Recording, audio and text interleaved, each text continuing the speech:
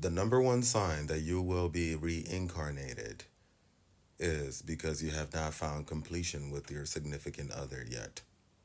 And I'm not talking about people who are in boyfriend and girlfriend relationships necessarily, or people who are married. There's a lot of people who are married who have not found completion with their significant others yet. This is because they are just conforming to the ways of this world. A lot of people are getting married for all kinds of reasons. I'm talking about finding your yin to your yang. You form wholeness, oneness with that person. This is a love that is beyond anything in this world. In this type of union, time freezes, and you would even notice the passage of time because truly, time is an illusion.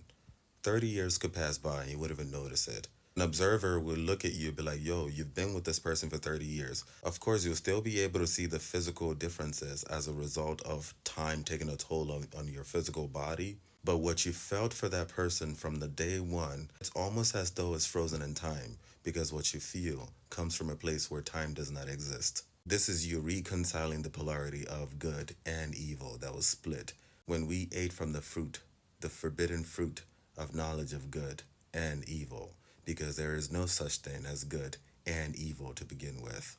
This is a deep type of love that within it, time stands still.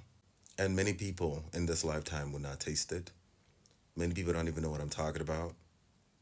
And you will keep getting reincarnated over and over and over and over and over and over again until you purge enough karma for you to taste that kind of love, because that is your ticket home. And it is possible to find that kind of completion in a mutual relationship, boyfriend, girlfriend type of relationship. However, that circle must be closed in a ceremony, in a spiritual ceremony.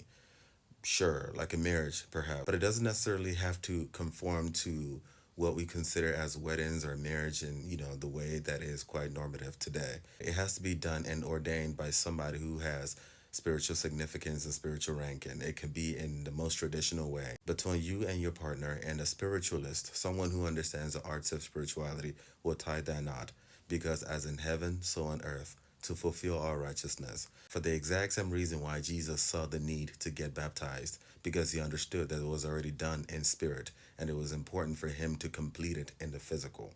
So when you meet your yin, the yin to your yang, that spiritual connection has already been completed on a spiritual realm. You must complete that circle on a physical realm. And an ordained spiritualist who understands the arts of spirituality will be the one to tie that knot. And as long as what is between you and this person is light as air, that is your ticket home. And if that is not you, that's okay. As in, you have not found the yin to your yang in this lifetime, that is okay.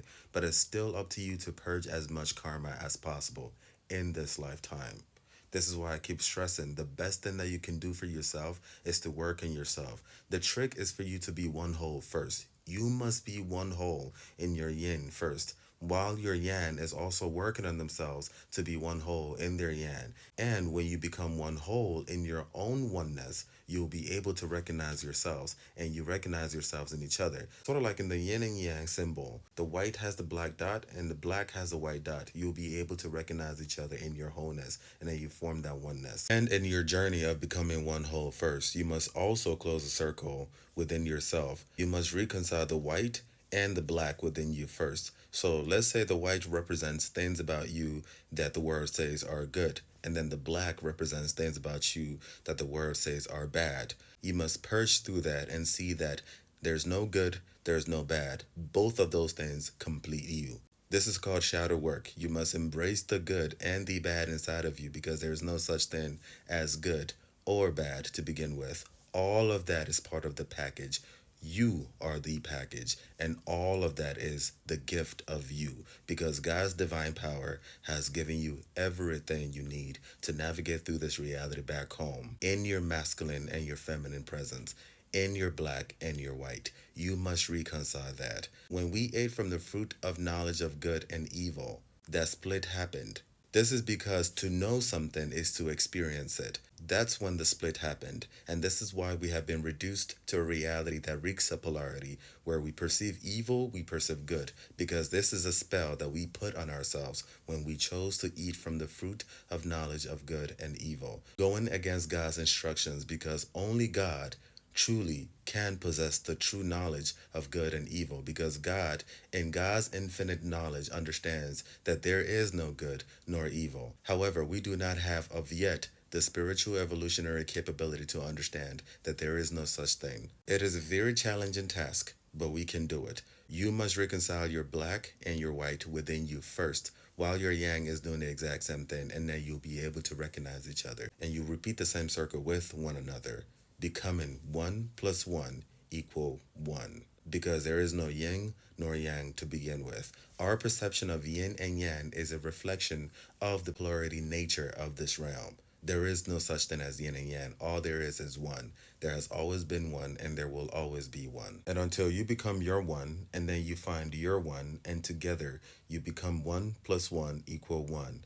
In body, mind, and spirit, as in heaven above, so beneath on earth. You will continue coming back here over and over and over and over and over again until we get back to the state we were before we ate from the fruit of knowledge of good and evil, what God created in the Garden of Eden, and God said it was good before the fall of mankind. So yes, even though you have not found your yin and yang in this lifetime, keep working on yourself so you can be your one whole. Do not waste your limited time. Do not waste your resources. Do not waste your energy on people, things, and places that do not serve you and edify your soul. You should be working tirelessly to maximize your time, your being here now, because truly, now is all you've got. Keep working on yourself, because that is your ticket out of this place.